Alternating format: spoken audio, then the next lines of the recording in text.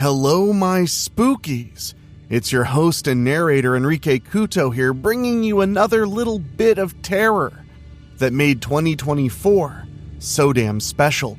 This is a story that if you missed out on it last year, you really need to give it a listen, and if you've heard it before, maybe it's time to hear it again. A story by our good pal and Horror 421 podcast host, Charles Campbell. It's all about getting on an airplane and realizing that your destination may be more than you realize. So kick back, relax, and enjoy this story, and I'll be back here on Wednesday with the fourth installment of the Spin the Bottle series. But now, enjoy. The Last Flight Out by Charles Campbell.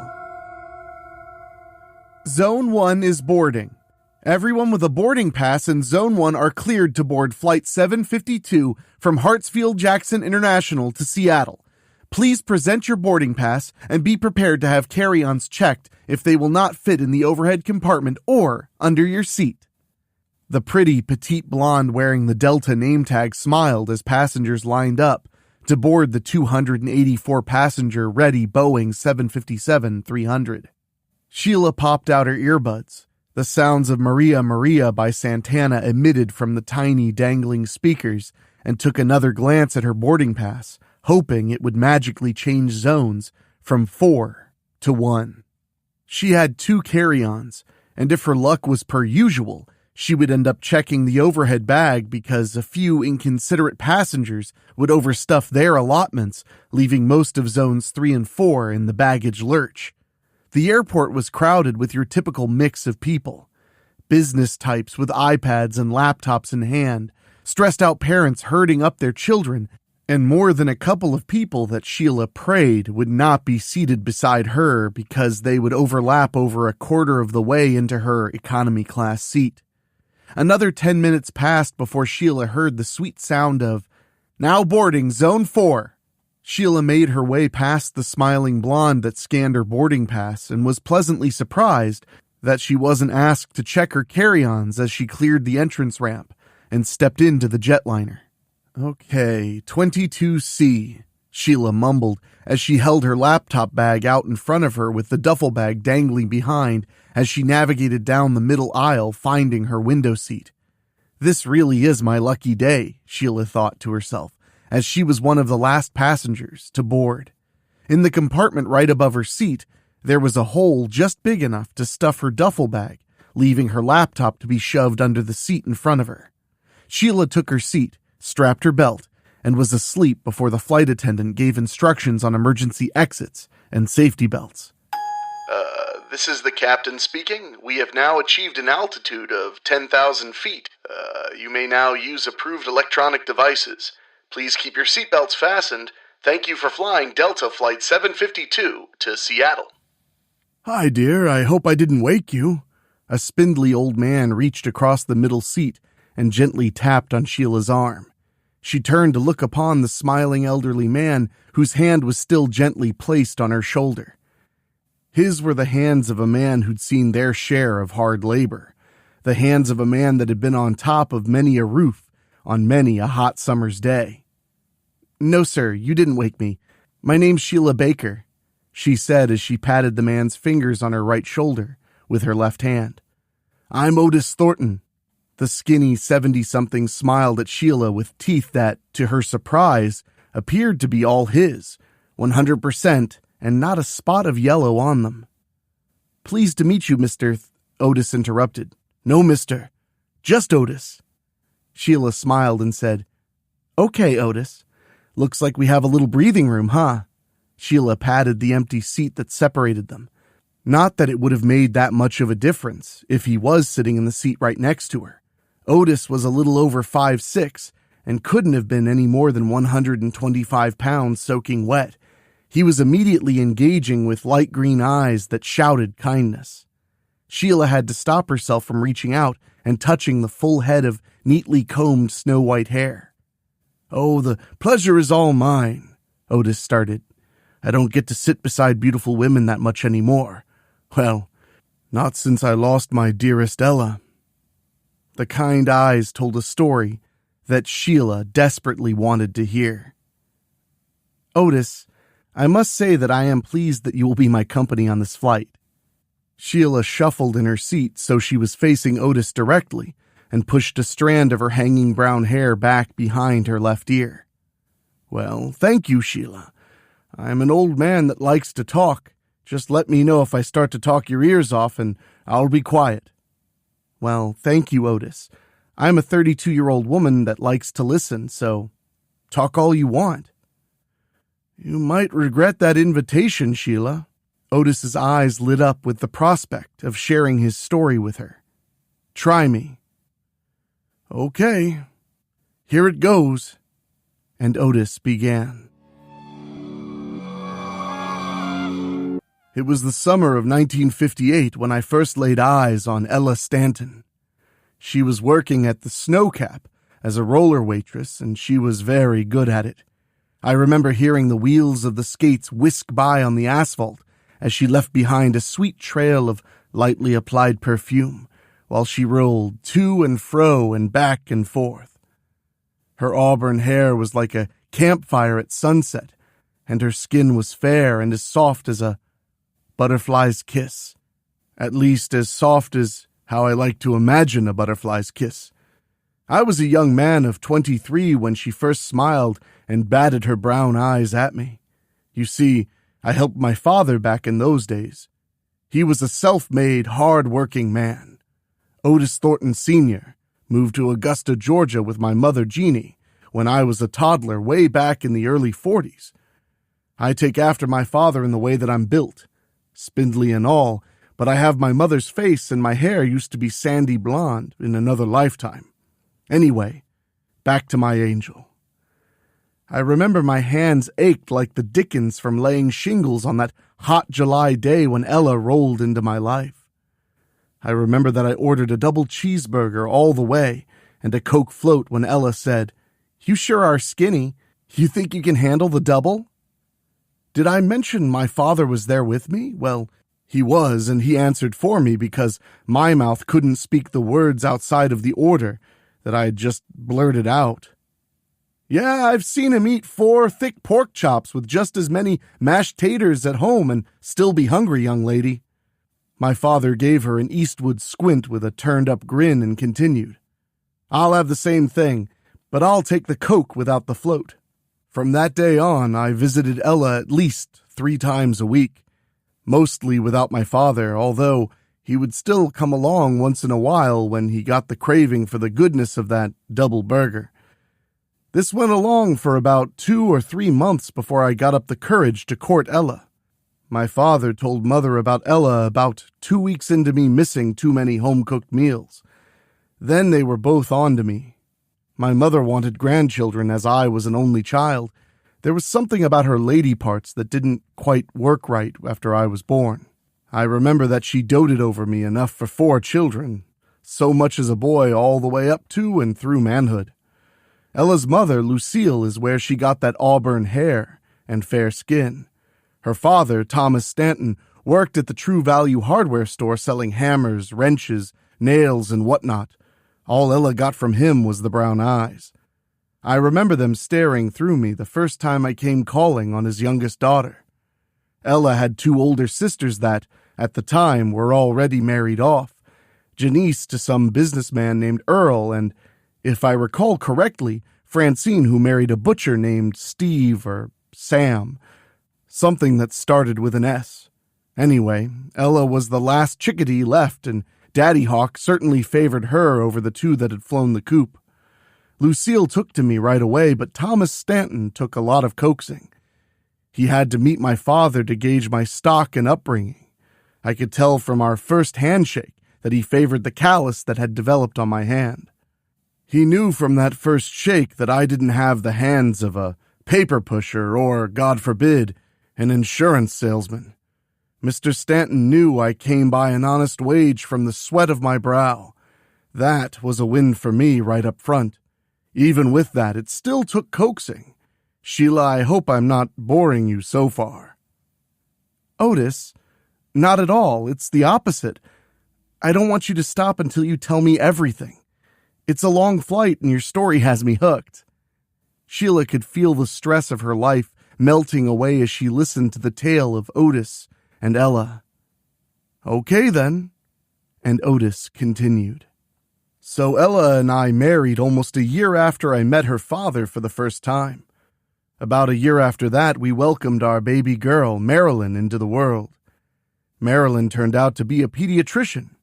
All of my work on all those roofs with my father did that. That's something I'm very proud of. Ella's father never saw our second child, Otis. He died of a heart attack in his backyard weeding when Ella was pregnant with little Otis. We went back and forth on the name for a bit, but my father wanted to keep the Otis name going.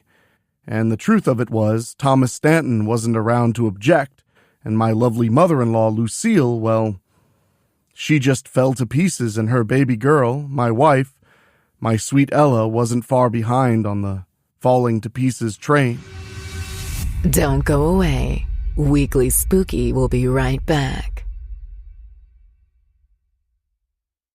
On top of it, she was pregnant with little Otis with a toddler at her feet, and the stress of it all was almost more than she could bear.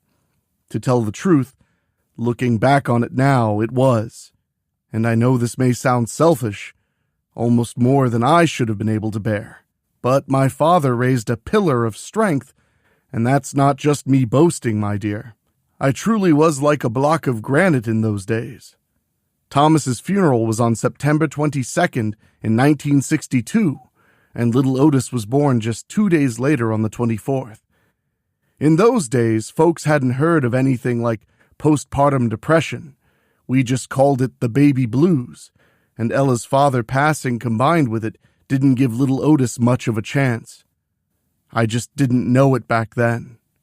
Ella's sisters came down for the funeral, but they sure didn't hang around to comfort Lucille, let alone the birth of their new nephew.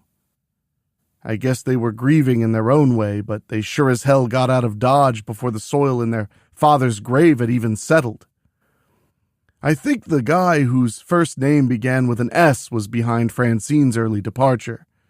I just don't think Janice was strong enough to hang around a minute longer than she felt was required. It was a few months after little Otis was born that Lucille started to come out of it, and it was all due to little Otis. The baby blues and grief still had its lock on my darling Ella. I had to keep food on the table, so I stayed on rooftops with my father. My mother kept little Otis about a quarter of the time, and Lucille kept him the rest of the time. My mother could see that Lucille needed that baby more than she did, and although I could see it hurt her to give up her time with little Otis, she knew if Lucille couldn't hang on to that baby, then she wouldn't be far behind Mr. Stanton taking up residence in Bellevue Memorial Gardens. A big thing that helped was Mother did spend a lot of time with sweet Marilyn. "Sheila, next is the hard part. You still want to listen?" "Otis, I don't know what to say." Sheila was transfixed on the old man with the green eyes and calloused hands. Just then, flight attendant Susie Q from who knows where interrupted them. "Peanuts or cookies?" "Excuse me?" Sheila asked because absolutely nothing flight attendant Susie Q said registered in her brain. Otis smiled with all his real teeth on display and said, "I like the salty peanuts, please, and a Coke if you've got one in that cart." "I do," replied Susie Q. "Miss, anything for you?" Sheila answered, "Salty peanuts and a Coke." Otis tipped the red and white can in Sheila's direction as Susie Q rattled by, and he asked, "Shall I continue?" Yes, Sheila was too far in now. She had to hear the rest of it. And Otis continued. "Little Otis had the colic pretty bad, and I was up many a night tending to him because of Ella's delicate state. My days with father always started early, and with little Otis, if I could get 4 straight hours of good sleep on any given night, that was a blessing. Most nights it was closer to 3 hours, and sometimes 2. It was November 18th, and it started with a cold rain. Ella was clearing up the supper dishes. Marilyn was playing with her dolls on the living room floor, and little Otis was fast asleep on my belly as I watched Cronkite fill us in on the state of the world. I can still recall the smell of a fresh rain cropping up, and then the steady pelting on the roof. Before Cronkite signed off, I was in the firm grip of the Sandman. When I awoke, little Otis was no longer taking breaths on my chest. At first I thought nothing of it. Ella had taken him to his crib and put him down for the night. A fresh-faced Carson was in the middle of cracking a joke when I turned the knob on the old Zenith. I walked up the stairs to our bedroom, and I was just as careful and quiet as I could be with every step. I had just gotten a gift in the few hours of sleep I had received in front of the television, and if I was quiet, that night was going to be a 6 or 7 hour snooze-a-thon for me. I stopped just outside of little Otis's door and pushed it open, when a very real and sudden sense of dread filled my body. Sheila, this is where I could have made a difference. If I had only known. Ella was sitting in the rocker facing the window in the far corner of little Otis's room. The fire truck red-painted walls made it very dark at night. I remember the sound of the rocker as it moved front and back while Ella gently rocked little Otis. The window was cracked just a hair, and a little chill filled the room, but Ella just kept rocking with little Otis in her arms. I thought maybe she had finally gotten over the baby blues. I remember that I smiled, relieved that my sense of dread was a false alarm, and closed the door as quietly as I had opened it, and did a bed check on Marilyn. She was curled up with her Raggedy Ann doll, thumb firmly placed in her mouth. So I went to bed. Ladies and gentlemen, this is your captain speaking. We are about to experience some severe turbulence. Please remain seated with your belts fastened until further notice. It's going to get pretty choppy, so make sure your belongings are secured. Thank you for flying Delta Flight 752 to Seattle. The flight attendants made a quick walk down the aisles, tugging on seatbelts, flipping up tray tables, and checking in with the folks seated at the emergency exits to make sure that they were still willing and able to perform their assigned duties if needed. All of a sudden, as if on cue, the 757 shuddered violently. It sounded like it was getting nailed with 1,000,000 paintballs and took a sudden drop in elevation. Flight attendant Susie Q shrieked as she momentarily left her feet and, if the drop had been just a couple more feet, her head would have been caved in by the plane's ceiling. Another stroke of luck for Susie Q was that she brushed up against the aisle seat that sure-handed Otis occupied. As weight and momentum took her up, Otis grabbed her by the waistband in her skirt with his steel grip and pulled her back down. Susie Q fell hard on both knees from the sudden descent, but it was preferable to smashing her skull. She crawled on hands and knees until she got to her seat. Her knees were all skint up, and blood was oozing from the stocking hose, but she made it to her seat and secured her safety belt. The creaking and cracking noises inside the flying capsule started to subside as the turbulence began to settle. This is the captain speaking. We aren't out of the woods yet. I anticipate we'll hit more chop before we settle back in. Remain seated with your seatbelts fastened, please. Otis, are you okay? What you did there, catching that girl, that was amazing. Sheila was falling in love with her elderly companion. I'm fine, dear. I've been on many of these flights in my lifetime, and I've seen worse. We'll be fine. I was on a plane that almost crashed once, but that's another story. You want me to keep going? There's more to tell about me and Ella. Otis gazed at Sheila with, "You have to let me finish the story" eyes. I would like to hear the rest. What happened to baby Otis? I rolled out of bed and remembered it felt like I stepped on 1,000 sewing needles standing at attention on the hardwood floor. My hands might have 70-plus years of callus, but my feet are still tender to this day.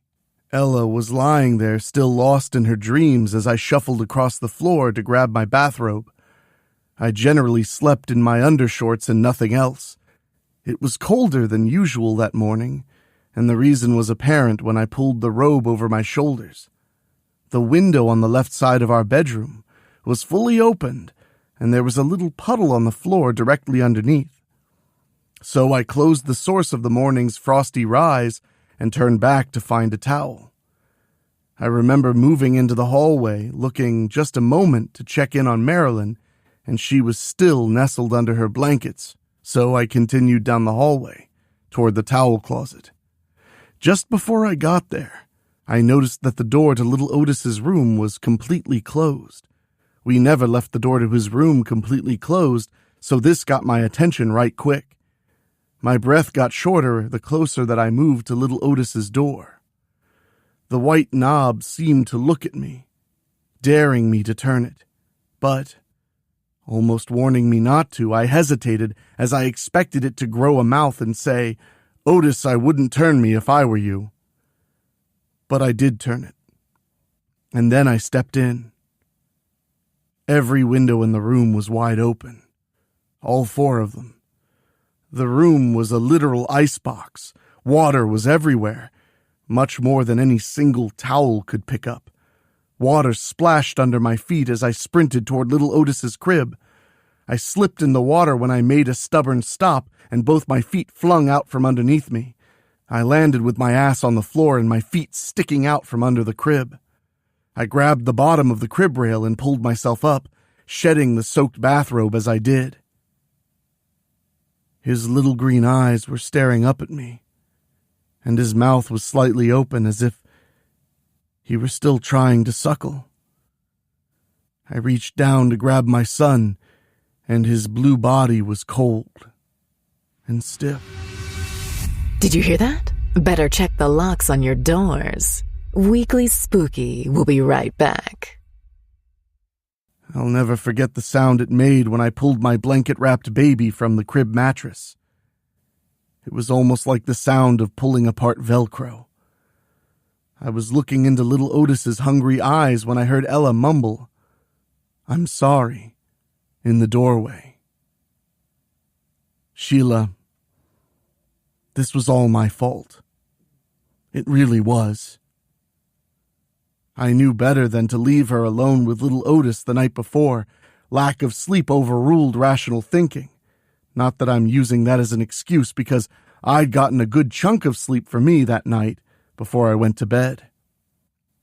I never turned to look at her. I recall saying that I would take care of it, and she needed to leave the room while she still could. She was wailing as she walked back down the hallway. Little Marilyn was still snuggled in her blankets. "Oh my God, Otis! What did you do?" Sheila's hands were trembling at this point, but she didn't notice. Otis had her all the way in. "Well, Sheila, I loved my Ella more than anything. And this is awful to say out loud, but I loved Ella even more than little Otis or Marilyn, and I would give my life without question for any of them." The plane suddenly dropped again, and the lights in the flying pillbox flickered. The sounds of nervous passengers rose, and there was the cry of a baby somewhere about 10 rows up. The plane rattled like chattering teeth.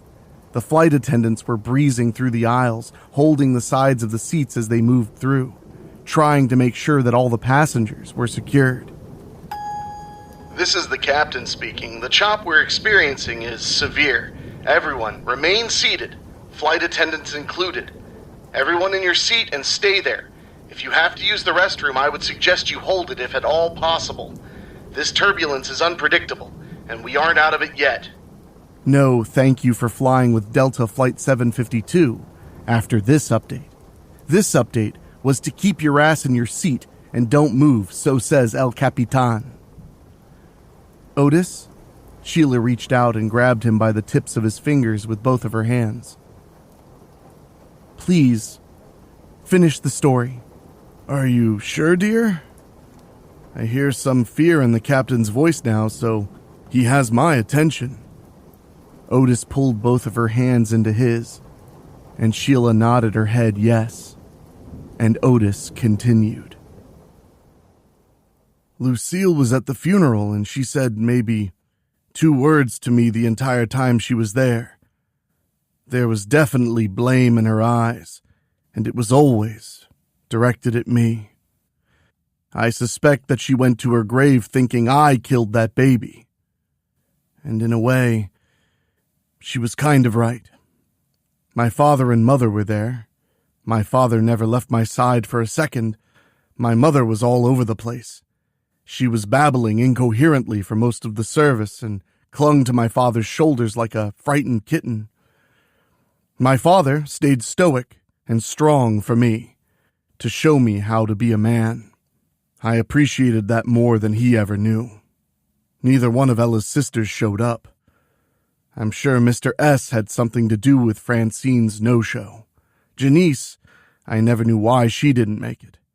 Marilyn was still a toddler, and she noticed her baby brother was gone, but she was still young enough to forget. There was a brief investigation, but the baby's death was determined to be accidental, bordering on negligence, and charges were within an eyelash of being filed. There were questions on why the windows were cracked. They were all just cracked when the investigators showed up, and there wasn't a drop of water on the floor. The windows even being cracked just a little in an enclosed space with no heat was enough to kill an infant when temperatures dropped the way they had. The reason given for the cracked windows was the strong scent of pine, a scent that I made sure was there when they showed up. Remember, I loved Ella more than anything, and I was going to protect her at all costs, even if that meant going to prison. After the funeral, Lucille showed up on Christmas, Thanksgiving, and a couple of Marilyn's birthdays, but every time she laid her eyes on me, I could feel the flames of her hate. Then, all at once, we lost contact with her. She moved away in the night one day, and we never heard from her again. To this day, I don't know where she ended up or where she's buried. I suppose in this day and age I could find out, but why raise old ghosts? I had a long talk with Ella, and after that, we only spoke about little Otis every September 24th. We'd get a cake, candles, and say a prayer for our lost child. We shared the celebration with Marilyn every year, but as far as she was concerned, her brother's death was a tragic accident. I saw Janice and Francine a couple more times before I lost Ella, and both times weren't planned. Janice was passing through Augusta with her businessman husband, and popped in both times. Francine came to get away from Mr. S., the butcher, once, and she came looking to borrow money one other time. Then, about this time last year, I lost Ella. Oxygen masks dropped and people were screaming and crying on the 757. The plane was in a sharp descent, and for Otis and Sheila, everything seemed to be moving in slow motion. "Sheila, do you hear the baby?" Otis screamed over the commotion. The oxygen masks were floating in front of his face. "Otis, put on your mask!" Sheila screamed, leaning over, discarding the rule to put your own mask on before helping others. Otis swatted her hands away. "Sheila, I have to get the baby!" Otis screamed as he unbuckled his safety belt. It sounded like a freight train was barreling down the track, positioned to take them out. Heads were tucked between knees, flight attendants were screaming at people to remain seated. The plane was almost in a full dive. Otis pulled himself from the floor with his strong hands and moved from seat to seat. The sounds of babies' cries got closer with each seat he passed. Most people were praying. Some had their phones out, texting or trying to call their loved ones. He could hear Sheila screaming behind him, begging him to come back. But Otis pressed on. He was there. Otis gripped the side of seat A and looked into the green eyes staring back at him. Little Otis smiled at his father, and his father smiled back.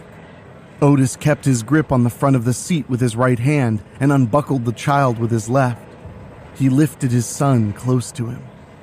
All of the screams went away. He could only hear Sheila. Otis turned and, holding his son in one hand, made his way back to seat 22A. The pilots were both unconscious. The cabin pressure alarm went unnoticed as they tried to get the plane back on course, and it was too late when they fell into La La Land. Sheila, meet my son. Little Otis. What? How? Sheila started. There was a bright flash of light, and all of the shadows burned away into the white. The plane exploded into the side of the Cascade Mountains, just outside of Seattle. Then Sheila awoke, and it began again. Hi, dear. I hope I didn't wake you. A spindly old hand reached across the middle seat and gently tapped on Sheila's arm as she turned to look upon the smiling elderly man, still touching her.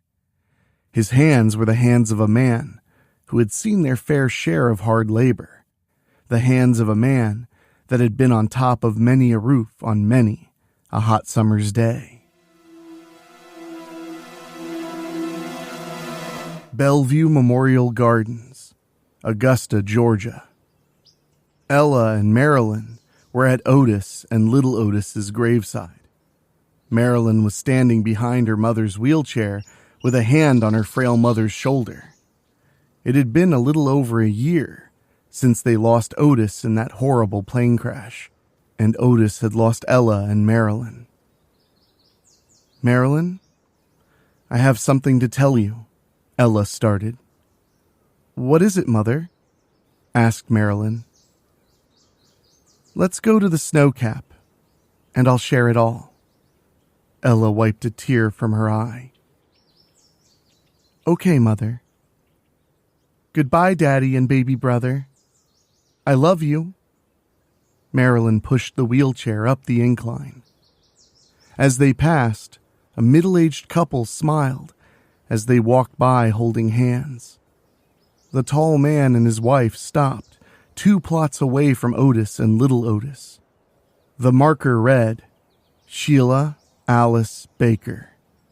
A bright light that will never burn out. February 28th, 1980 to November 18th, 2012. Whether it was new to you or you were revisiting it like I was, I hope you enjoyed that story as much as I did. Make sure you're subscribed on your favorite podcasting app because there are more fears to come in the new year. We're just getting started. 2025, the 6th year of Weekly Spooky, will be one to remember. So, subscribe on your favorite podcasting app. Go to weeklyspooky.com to check out all of our older episodes, over 300 and counting.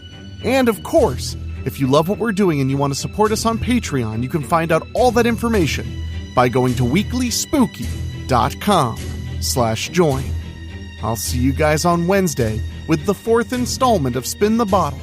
But until then, please keep your seatbelt fastened and your chair in its upright position, because things may be a little more turbulent than you could ever dream.